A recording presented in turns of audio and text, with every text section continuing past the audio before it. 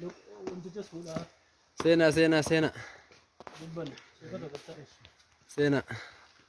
Soofumar jirra. seenee Namni seenne malee seenee jira. wannoon seenee Hmm? laayibisii seenee Hmm.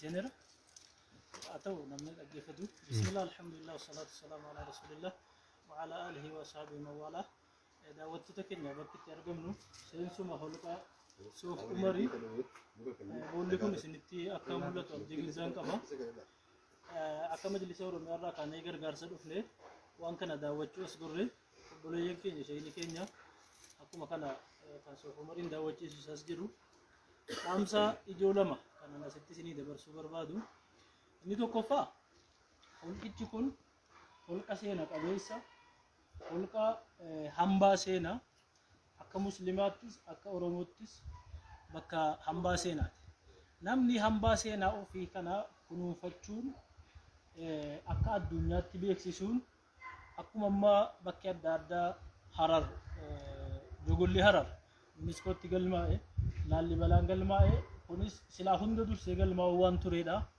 ajaa'iba kuduraa waan dandeettii rabbii guddaa of keessaa qaba sana tikfachuun dirqama waan jedhudha ajaa'iba isaa suuraan kaasuun hin danda'amu keessi isaa dukkanni isaa yoo xiqqaate akka manaa hulaa dhibbaa ol qaba hulaa of keessaa jechuudha keessa dhagaami bocamee inni kaan bifuma xayyaaraa wayii fakkaataa inni kaan bifa doonii fakkaataa bishaan kiiloomeetirii 15 lafa jala asii achi adeemaa bakki salaataa wahii bifa akka masjidaa qubbaa gubbaatti keessaa ol godhe gubbaan isaarraa magaalaatu jira karaan konkolaataa gubbaarra darbaa as jala kana iddoon tokko iddoo akka lafa masjidaa wahii lafti kun lafa musallaa ta'uu akka qiblaarraa is waan ta'e qaba lafa immoo gubbaa kanarraa qubbaa wahii qaba keessa seenanii bakka taa'icha wahii akka afoola seenaatti Soof Umar tachi turanii intalli isaanii akkas turtee bakka jarita taa'an jedhu viidiyoon nu waraabnes xiqqoon jira isa kana xiinxaluun uumama rabbii kana sirriitti xiinxalanii dandeettii rabbii tokkummaa rabbii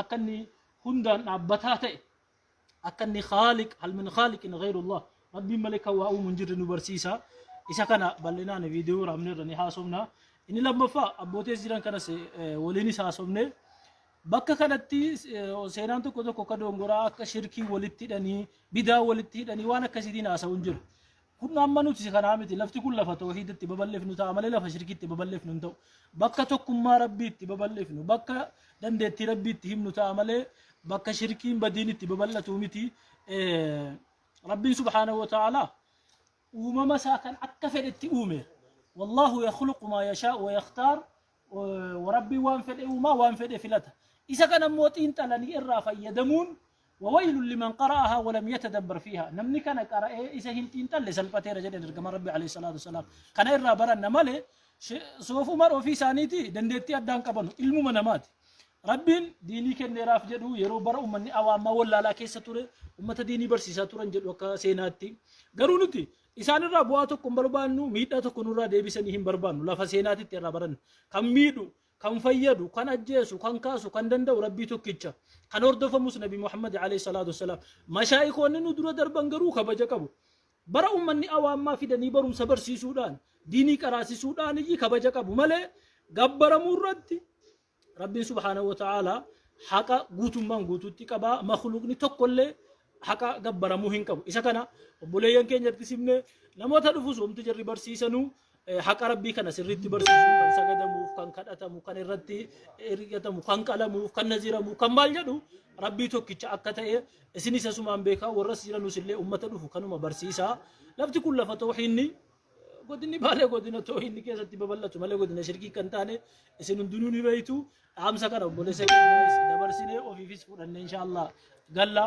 لفكنا حاصر رسنو بك مدسينا حقونو أبدي جدون كبا isinis kan amaana asirratti xiqqoon dabaluu qabnu iddoon Soof Umar guddina baalee keessatti argamu kun iddoo waggaa dheeraaf abbootii mul'atu as ta'e jechuudha asirratti jechuudha kana keessatti immoo Soof Umar jalqaba bakka diinan irraa buqqe jechuudha diinan bara uummanni awwaalaa aadaa seenaa fi uummanni aadaa illee hin qabne kan namni waan tokko illee hin qabne amantaa illee hin qabne iddoo sanatti Isma Umar as ta'aniiti amantaadhaan Amantii barsiisan jechuudha. babal'isuudhaan laa ilaaha illallah jechuudhaan korma fidanii horii gasitti warraan dura Oromoo waaqatti jeesanii alatti gurranii horii firraa du'e nyaatan.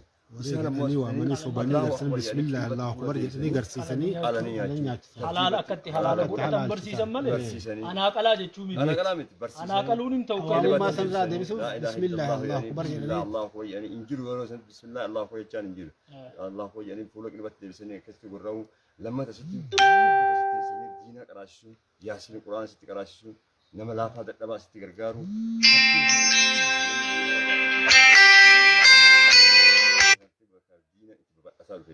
Nullee akka boota keenya irraa dhageenyetti namni boota kanatti rabbiin lama yookaan rabbiin shirkii jedhee hin jiru asitti. Rabbii tokkichi waan beeku, mamta erga baasaan beeku.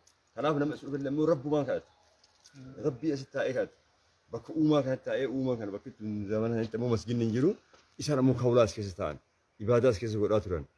Kana keessa ta'anii asitti rabbii keenya kadhataa turre achirraa amni abboota keenya akkayyootu keenyarraa bootaan kun bootaatti rabbii kadhatan. Guyyaa ayyaanaaf namni asitti dhufu immoo yaasina qaraanii quraana qaraanii asitti laafaa nyaachisu dadhabaa nyaachisu bootaa kan daawwachiisu uumaa rabbii nama alarraa biyya keessaa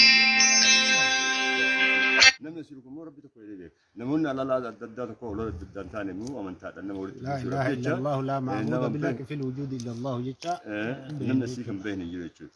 Kanaaf tokkummaa rabbii bakka nama beeksisu. Yahudaas dhuftee dukkana kana keessa isanii uumaa kana argan rabbiin akka isaan tokkummaa isaa dandeettii rabbii sana akka isaan Yahudayyuu barsiisu bootaa ta'uma jechuudha. Sooma waan uumaa rabbiiti uumaa hedduu keessaa immoo wanti nama ajaa'ibsiisu waan baay'ee as keessa jira. Masgiida san turfamee amma akkasitti qalbatti fuula deebisuun dhakaan bal'inni sun qalbatti fuula deebi'uun wanta rabbiin tokkummaa rabbii nama beeksisu jechuudha. Kanaaf nullee hin beekna. Kan beeknillee isinillee maga rabbi isin fide babal'istanii garsiiftanii kan baratillee barsiisuun masgiida adda addaa bootaa kanatti akka ijaaramu akka nu gargaartan namoonni adda addaa dhufee bootaa kanatti akka salaatan namuu humna ittiin qabnu bootaa kanatti bakka silaa ibaadaa barbaachisu bishaan wayii kana bishaan kanatti immoo madrasaan adda addaa silaa asitti qaraame bootaa kanatti silaa diina babal'atuu qabu bakka uumaan rabbiin tolche kana. Kanaaf nu sarkaa Oromiyaatti illee sarkaa Guddinatti illee sarkaa Jiraatti illee warra gumii Islaama kanaan walitti hidhanne hin qabne walitti dhufin hin qabne isaan immoo warra bagarbi dhufe. Amana kanallee isinillee nu geettanii gargaarsillee akka nu godhamu. Madrasaan akkasitti miskiin akkasitti nu ijaaramu.